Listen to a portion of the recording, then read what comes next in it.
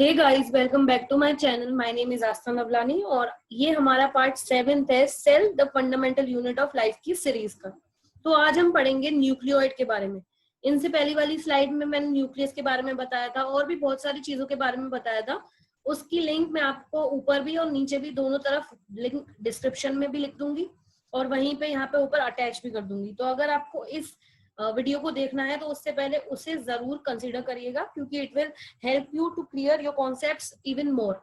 So let's jump to nucleus and nucleoid की difference पे कि आखिरकार दोनों में डिफरेंस क्या होता है।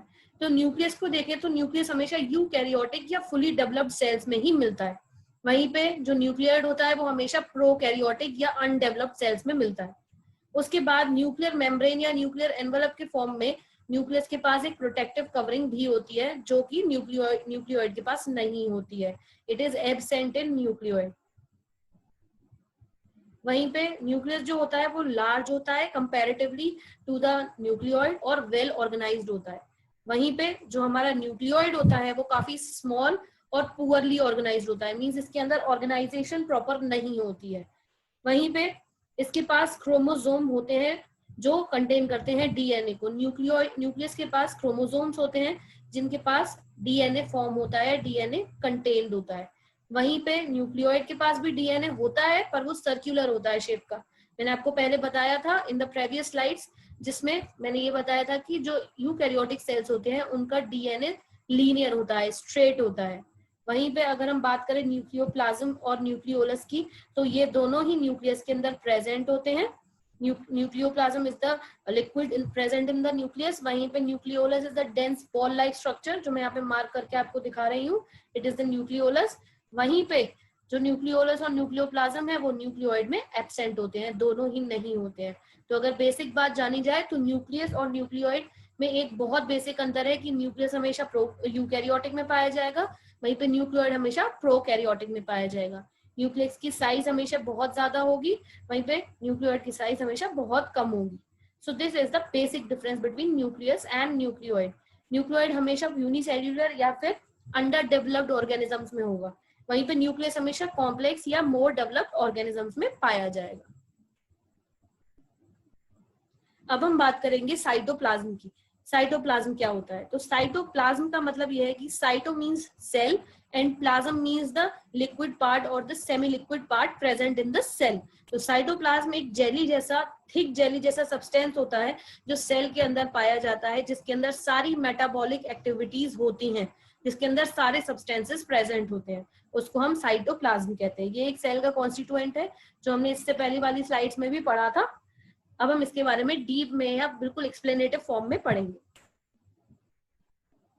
सो एग्जैक्टली आखिरकार साइटोप्लाज्म होता क्या है?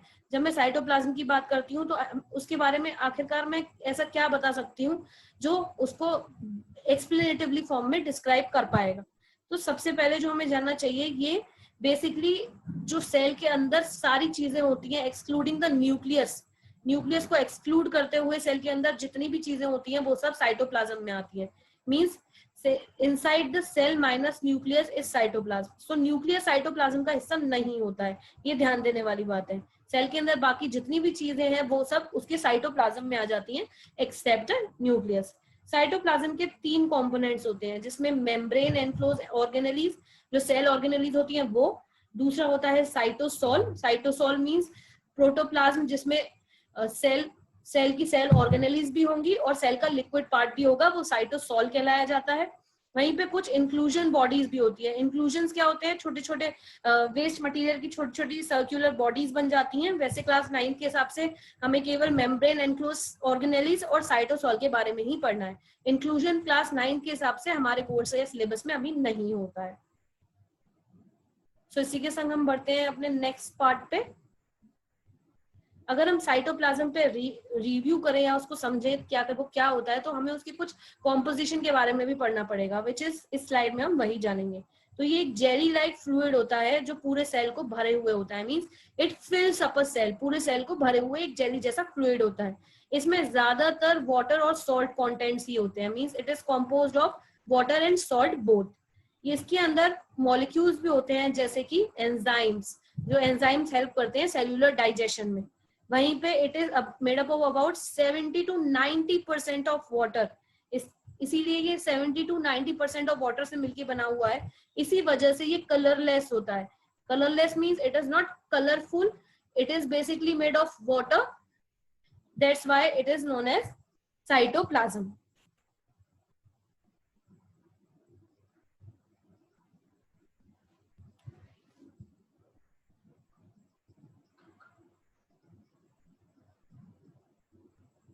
अब फंक्शन क्या होता है साइटोप्लाज्म का? साइटोप्लाज्म के फंक्शन के बारे में पढ़ेंगे अब हम।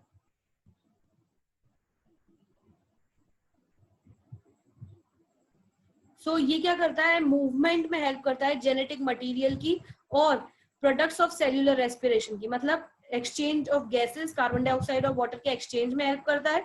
वहीं पे जो जेनेटिक मटेरियल के मूवमेंट में भी एक तरीके से एड प्रोवाइड करता है, हेल्प प्रोवाइड करता है। ये हेल्प एक और हेल्प करता है विच इज, ये हेल्प करता है सेल को फिल आउट करने की। सेल अगर खाली होगा तो वो श्रिंक फील करेगा, इसीलिए वो एक अपना शेप चेंज कर सकता है, इसीलिए ये सेल को फिल आउट करने में हेल्प करेगा।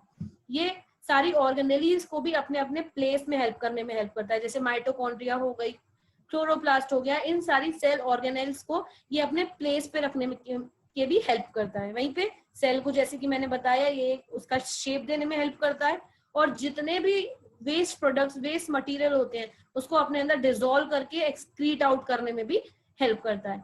बेसिकली ये फंक्शंस हो गए movement of genetic material, cellular respiration के प्रोडक्ट्स की मूवमेंट, वहीं पे सेल को फिल करने में और सारे ऑर्गेनेलीज को अपने प्लेस पे एक जगह प्रोवाइड करने में, सेल को उसकी शेप देने में, और सारे वेस्ट प्रोडक्ट्स को अपने अंदर डिसॉल्व करने में हेल्प करता है। इसके ये बेसिक फंक्शंस है।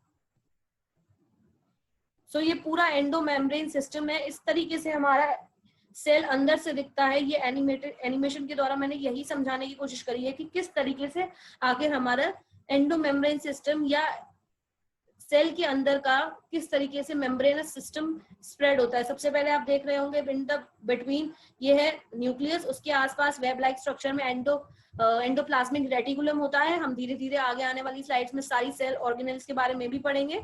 So this was all about the endomembrane system कि आखिरकार वो दिखता कैसा है। अब हम इसी वीडियो में एक लास्ट कॉन्सेप्ट और क्लियर कर लेते हैं कि सेल ऑर्गेनेल्स क्या होती हैं। आखिरकार सेल ऑर्गेनेल्स का मतलब क्या होता है, उनके बारे में हम समझेंगे। सो सेल ऑर्गेनेल्स जो होती हैं, ऑर्गेनल का मतलब होता है एक ऐसा स्ट्रक्चर जो बहुत ही लिटिल ऑर्गन की तरह काम करता है। बहुत ही माइन्यूट लिटिल ऑर्गन होते हैं ये, जो सेल के अंदर पाए जाते हैं। ये केवल और केवल यूकैरियोटिक सेल्स में पाए जाते हैं और दूसरे किसी प्रकार के सेल में नहीं पाए जाते। Mean they are not found totally और completely in a prokaryotic cell. जितने भी स्टफ होते हैं in between the organelles is the cytosol. जितना भी स्टफ ऑर्गेनेल्स के बीच में भरा हुआ रहता है means the cytosol plus cell organelles is known as cytosol. So उसको cytosol कहते हैं। Everything in a cell except the nucleus is the cytoplasm. तो जैसे कि मैंने बताया था आपको, cell minus nucleus is cytoplasm. Cytoplasm जितना भी लिक्विड पोर्शन है न्यूक्लियस के अलावा उसको हम साइटोप्लाज्म कहते हैं।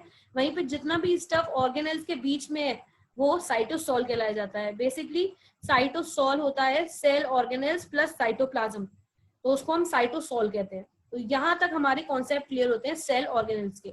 नेक्स्ट वीडियो से हम शुरू करेंगे सारी सेल ऑर्गेनेल्स के बारे में एक बार डिस्क्रिप्टिव व्यू में बात करना। अगर आपको ये वीडियो समझ में आई है तो please hit the like button, उसे लाइक करिए वीडियो को, और अपने सारे फ्रेंड्स, सारे क्लासमेट्स, सारे बैचमेट्स के संग शेयर करिए ताकि ये वीडियो उन तक पहुंचे और ये आप वो लोग भी इसका ज्यादा से ज्यादा फायदा उठा सके। So thank you so much for watching my video.